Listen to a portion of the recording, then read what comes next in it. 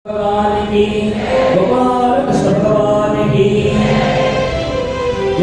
పరమాత్మ ఆ విధంగా కాళీయుడి యొక్క పడగల మీద ఆడాడో కళాత్మకతో అన్న నృత్యాన్ని చూసిన వాళ్ళందరూ ఆనందపడిపోయాక అలా నృత్యం చేస్తూ ఉంటే మాత్రం కాళీయుడి పడగలన్నీ చిదిరిపోతూ ఉన్నాయట.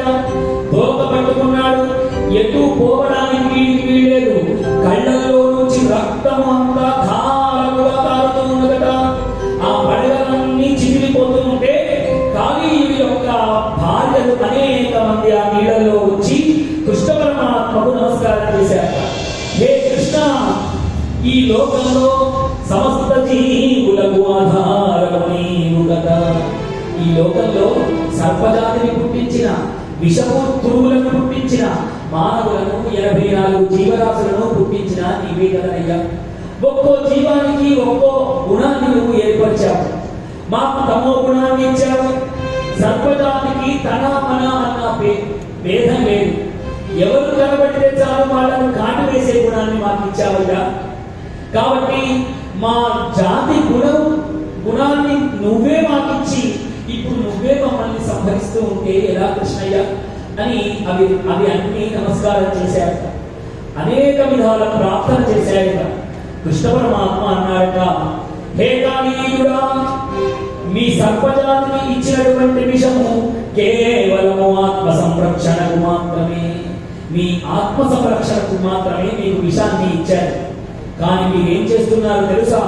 సమస్త జీవములకు ఆధారమైన ఈ శుద్ధమైనటువంటి యమునా జలములను మీరు పాడు చేస్తూ ఉన్నారు, విషపూరితం చేస్తూ ఉన్నారు.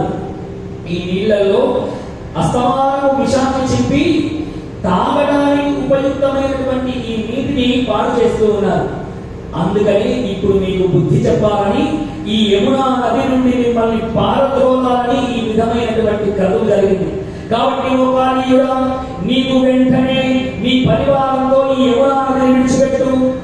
దగ్గరలో ఒక రమణకము అనేటువంటి ఒక దీవి ఉన్నది. ఆ రమణకము అనేటువంటి దీవి సముద్ర మధ్యంలో ఉన్నది. నీవు వెళ్ళి ఆ సముద్ర మధ్యంలో నీ కుటుంబంతో పాటు అక్కడ జీవించవయ్యా అన్నట్ట. చూడండి, ఈ యమునా, ఈ కాళీయ వర్ధనం అన్నటువంటి ఈ ఘట్టము మనకు అద్భుతమైనటువంటి విషయాన్ని, తత్వాన్ని తెలియజేస్తూ ఉన్నది. కాళీయుడు ఎప్పుడైతే యమునా నది నీళ్లను పాడు చేశాడో పరమాత్మ వాడిని అక్కడి నుండి వెళ్ళగొట్టేశాడు.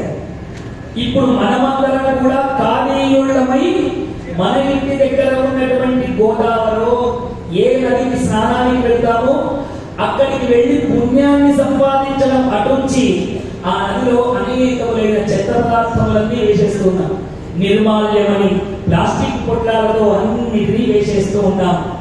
విడిచిన బట్టలను అక్కడే వదిలేస్తూ ఉన్నాం. ఇలా నదిని ఎప్పుడైతే మనము కూడా కాళీయుళ్ళమై మనము దాన్ని అశుభ్రం చేస్తామో, అపరిశుభ్రం చేస్తామో, పరమాత్మ కాళీయుడిని ఏ విధంగా అయితే వెళ్ళగొట్టాడో మనని కూడా ఎన్నడో ఒకనాడు ఆ నీళ్లు దొరకనటువంటి స్థితికి మనని అక్కడికి వెళ్ళగొట్టేస్తాడు పరమాత్మ. ఒక్క చుక్క కూడా నీళ్లు దొరకని ప్రాంతంలో మనం ఉంచే అవకాశం ఉంటుంది. కాబట్టి నీరు సర్వజీవనాధారమై ఉన్నది ఈ లోకంలో. అంతెందుకు, మన శరీరంలో 70% నీటితోనే ఉంటుంది. అలా నీరు లేకపోతే ఏ జీవమునకు మనుగడ లేదని పరమాత్మ కాళీయ మర్దనం అన్న ఈ ఘట్టాన్ని ఆవిష్కృతం చేశాడు. ఇప్పుడు కాళీయుడు పరమాత్మ చుట్టూ 3 ప్రదక్షిణం చేశాట.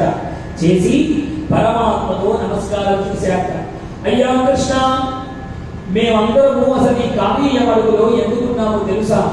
నీ వాహనము గరుడు. గరుడికి భయపడి మేము ఈ కాళీయ మడుగులో దాక్కున్నామయ్యా. ఎప్పుడు చూసినా మమ్మల్ని వచ్చి పట్టుకు వెళ్దామని నా సంతతిని అంతా నాశనం చేస్తున్నాడు వాడు అని అన్నదా ఈ కాళీయుడు. అనగానే పరమాత్మ వరమిచ్చాట. ఓ కాళీయ, నీ పడగల మీద నా పాదముల అచ్చులను చూసినటువంటి గరుత్మంతుడు నిన్ను, నీ కుటుంబాన్ని ఎప్పుడు ఏమీ చేయకుండుగాక నీకు ఇది వరాన్ని ఇస్తున్నానయ్యా, నీవు హాయిగా వెళ్ళిపో అన్నాట. ఇప్పుడు ఆ